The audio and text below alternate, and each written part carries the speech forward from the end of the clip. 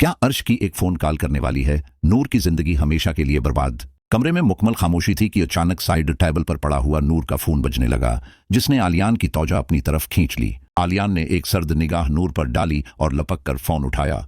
जैसे ही उसने स्क्रीन पर अर्श का नाम देखा, उसके माथे पर गुस्से के बल पड़ गए। नूर के पैरों तले से जमीन निकल गई। वो कुछ कहने ही वाली थी कि आलियान ने गुस्से से उसकी तरफ देखा और कड़कदार आवाज में पूछा, नूर ये क्या है? तुम अब भी उस शख्स से राबिते में हो? उससे पहले कि नूर कोई सफाई दे पाती, आलियान ने कॉल रिसीव करके उसे लाउड स्पीकर पर डाल दिया ताकि वो खुद सुन सके कि अर्श उसे क्यों फोन कर रहा है। दूसरी तरफ से अर्श की आवाज गूंजी, जो बड़े मान और मोहब्बत से कह रहा था, हेलो नूर, मैंने तुमसे कहा था ना कि मैं तुम्हारे अलावा किसी और से शादी नहीं करूंगा।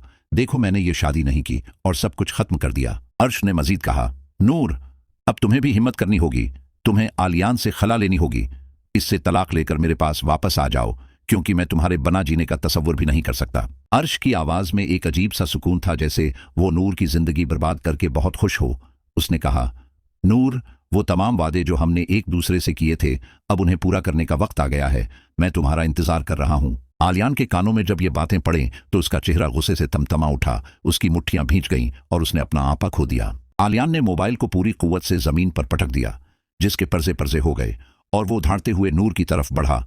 नूर ये सब क्या है? सब मुझसे कहते थे कि तुम्हारा राब्ता अर्श से है, लेकिन मैंने किसी की एक नहीं सुनी। आलियान ने चीखते हुए कहा कि मैंने हमेशा तुम पर अंधा भरोसा किया, लेकिन तुम अब भी उससे राब्ते में थी, इससे मिलती थी और उसे शह दे रही थी, इसीलिए उसने अपनी शादी तोड़ी है।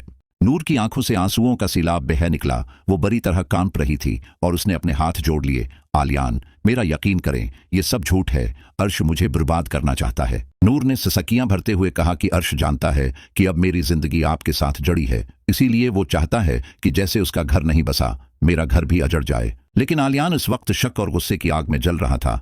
उसने नूर की बात काटते हुए कहा कि अगर तुम सच्ची होते तो तुमने उसका नंबर ब्लॉक क्यों नहीं किया था? आलियान ने तड़क कर पूछा कि मैं तुमसे कितनी बार पूछ रहा था कि तुम क्यों परेशान हो, और तुम इसलिए परेशान थी कि कहीं अर्श शादी न कर ले, और देखो तुम्हारी मुराद पूरी हो गई। आलियान ने इंतहाई सर्द लहजे में कहा कि जाओ नूर, मेरी तरफ से तुम अब बिल्कुल आजाद हो। तुम इस घर से जा सकती हो और अपने इस अर्श के पास जा सकती हो जिसके लिए तुमने मेरा तमाशा बनाया। नूर ने रोते हुए आलियान के आगे हाथ जोड़े और इल्तजा की कि आलियान, वो मुझे धमकियां दे रहा था, वो मुझे ब्लैकमेल कर रहा था, मैं आपको खोना नहीं चाहती थी। आलियान ने गुस्से से उसका बाजू पकड़ा और उसे घसीटते हुए कमरे से बाहर ले आया।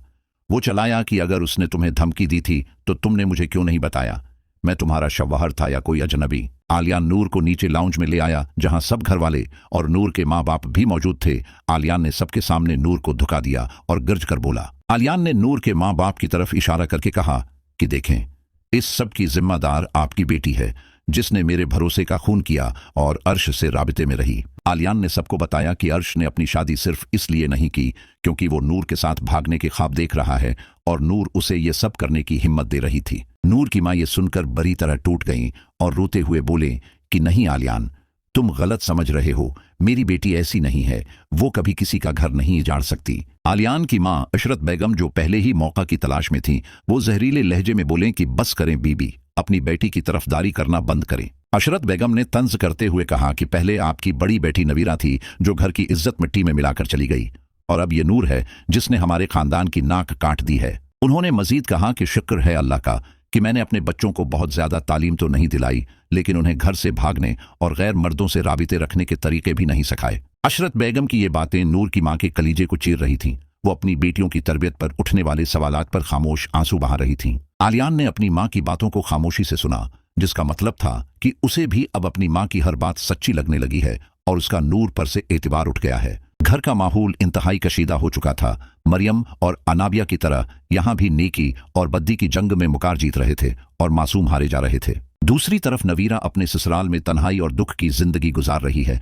वो हर लम्हा अपनी माँ को याद करके रोती है, लेकिन उसके पास वापसी का कोई रास्ता नहीं है। नवीरा के शोहर का रवैया उसके साथ बिल्कुल ठीक नहीं है। वो उसे हर वक्त ताने देता है और नवीरा अपनी गलती की सजा भुगत रही है। नवीरा अक्सर खिड़की में बैठकर सोचती है कि काश उसने अपने माँ बाप की बात मानी होती तो आज वो इस हाल में न होती। इसकी जिंदगी एक कैद खाना बन चुकी है। इधर आलियान अब नूर को अपने घर से निकालने के लिए बजत है और नूर के माँ बाप अपनी बेटी की ये रसवाई देखकर जीते जी मर रहे हैं। आलियान ने साफ कह दिया है कि जिस औरत का दिल उसके शौहर के बजाय किसी और के लिए धड़कता हो, उसे उस घर में रहने का कोई हक नहीं है। नूर अब इस आग में जल रही है जो अर्श ने लगाई थी, और आलियान की बेरखी उसे मजीद तोड़ रही है।